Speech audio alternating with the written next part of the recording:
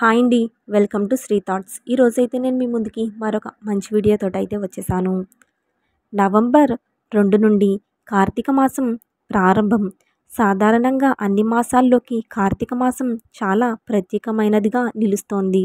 ముఖ్యంగా హిందువులకు ఇది చాలా పవిత్రమైన నెల. ఈ పుణ్యమాసం హరిహరులు ఇద్దరికీ అత్యంత ప్రీతికరమైనది. ఈ మాసంలో చేసే శివారాధన విశేష ఫలితం లభిస్తుందని కార్తీక పురాణం చెబుతుంది. కార్తీక పురాణాన్ని కార్తీక మాసంలో పారాయణం చేయాలి. అయితే కార్తీక పురాణం 30 అధ్యాయాలు ఉన్నాయి. వీటిని శాస్త్రపరంగా పఠించడం వలన గొప్ప శక్తి ఉందని స్కంద పురాణ అంతర్గతంగా ఉన్న కార్తీక పురాణం వివరిస్తుంది. అయితే 30 రోజుల పాటు రోజుకొక అధ్యయనం చొప్పున విన్నవారికి కానీ, చెప్పిన వారికి కానీ, చదివిన వారికి కానీ సకల పాపాలు తొలగిపోయి ఆ హరిహరుల యొక్క ఆశీర్వాదం వారిపైన ఎల్లప్పుడూ ఉంటుంది. ఇప్పుడైతే మనం ఆ కథ ఏంటో తెలుసుకుందాము. శ్రీమద్ అఖిలాండ కోటి బ్రహ్మాండము నందలి ఆర్యవర్తమందు నైమిసారణ్యములో సౌనకాది మహామునులతోనొక ఆశ్రమం నిర్మించుకొని సకల పురాణాలు పుణ్యచరితలు వారికి వినిపించుచు సూత మహాముని కాలము గడుపుచుండెను. ఒకనాడు సౌనకాది మునులు గురుతుల్యుడగు సూతుని గాంచి, ఆర్య, తమ వలన అనేక పురాణ ఇతిహాసాలను వేదాంగ రహస్యములను సంగ్రమముగా గ్రహించినాము. కార్తీక మాస మహత్యమును కూడా వివరించి దాని ఫలమును తెలుపగోరుచుండుము గాన తమర వ్రతమును వివరించవలసిందని కోరిరి. అంత నా సుత మహర్షి, ఓ ముని పుంగములారా, ఒకప్పుడు ఇదే కోరికను నారదుడు సృష్టికర్తయగు బ్రహ్మను కోరుకొనగా బ్రహ్మదేవుడు అతనికి విష్ణుమూర్తి, లక్ష్మీదేవికి, సాంబశివుడు పార్వతీదేవికి తెలియజేసిన విధముగా ఆ గాథను వివరించెదను. అట్టి పురాణ కథను మీకు తెలియజేసెదను. ఈ కథను వినుట వలన మానవులకు ధర్మములు కలుగుటే కాక వారు ఇహమందును పరమందును సకల ఐశ్వర్యములతో తొలతూగుదురు. కావున శ్రద్ధగా ఆలకింపుమని ఇట్లు చెప్పెను.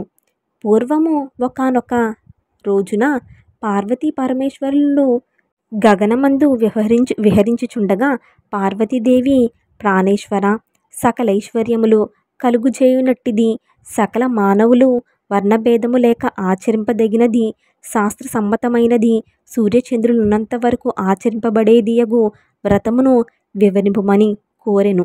అంతటా మహేశ్వరుడు మందహాసం మొనరించి, దేవి, నీవు అడుగుచున్న వ్రతము స్కంద పురాణమున చెప్పబడి ఉన్నది. దానినిప్పుడు వశిష్ఠ మహాముని మిథిలాధీశుడగు జనక మహారాజునకు వివరింపబోతున్నాడు. చూడుమా మిథిలా నగరము వైపు. అది మిథిలా నగరపు దిశగా చూపించెను. అట మిథిలా నగరంలో వశిష్ఠుని రాకకు జనకుడు సంతసించుతూ అర్ఘ్యపాద్యములతో సత్కరించి కాళ్ళు కడిగి ఆ జలమును శిరసుపై చల్లుకొని, మహాయోగి మునివర్య, తమ రాక వల్ల నేను, నా శరీరము, నా దేశము, నా ప్రజలు పవిత్రమైతిమి. తమ పాదధూళిచే నా గేహము పవిత్రమైనది. తమ రిటుకేలా వచ్చారో సెలవిమ్మని అడిగెను. అందుకు వశిష్ఠుడు, జనక మహారాజా, నేనొక మహాయజ్ఞము చేయదలపెట్టి తిని దానికి కావలసిన అర్ధబలమును అంగబలము నిన్నడిగి క్రతువు ప్రారంభించవలెనని నిర్ణయించి ఇటు వచ్చి తిని అని పలుకగా, జనకుడు, ముని చంద్రమా, అటులనే ఇత్తును స్వీకరింపుడు. కానీ చిరకాలము నుండి నాకొక సందేహము కలది. తమ బోటి దైవజ్ఞులనడిగి సంశయమును తీర్చుగలిచి తిని.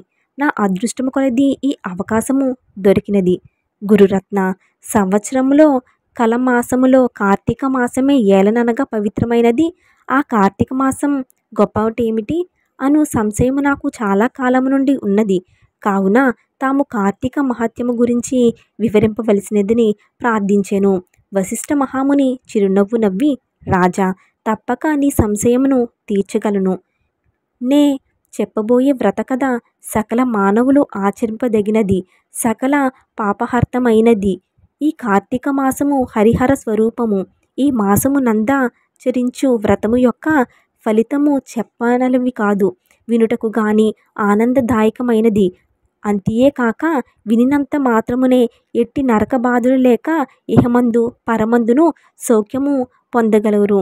నీ బోటి సజ్జనులు ఈ కథను అడిగి తెలుసుకొనుట ఉత్తమమైనది. శ్రద్ధగా ఆలకింపమని ఇట్లు చెప్పసాగెను.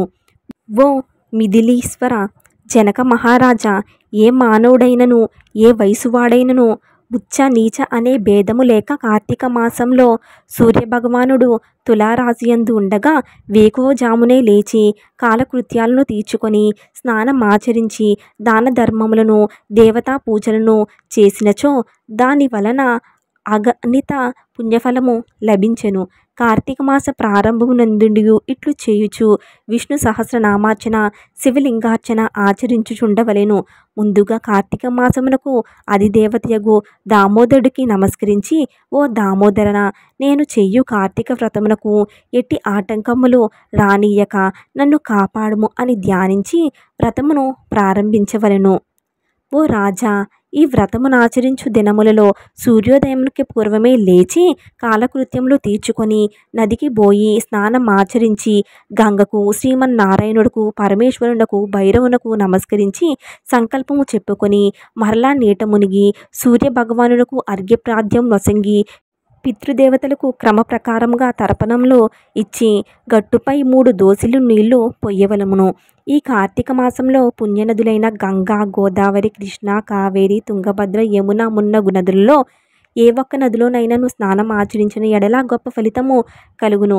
తడి బట్టలు వీడి మడి బట్టలు కట్టుకొని శ్రీ మహావిష్ణువుకు ప్రీతికరమైన పుష్పములను తానే కోసి తెచ్చి నిత్య ధూప దీప నైవేద్యములతో భగవానుని పూజ చేసి గంధము తీసి భగవంతునికి సమర్పించి తాను బొట్టు పెట్టుకొని పిమ్మట అతిథి అభాగ్యులను పూజించి వారికి ప్రసాదమిచ్చి తన ఇంట వద్ద కానీ దేవాలయంలో కానీ లేక రావి చెట్టు మొదట కానీ కూర్చుండి కార్తీక పురాణంను చదవవలెను.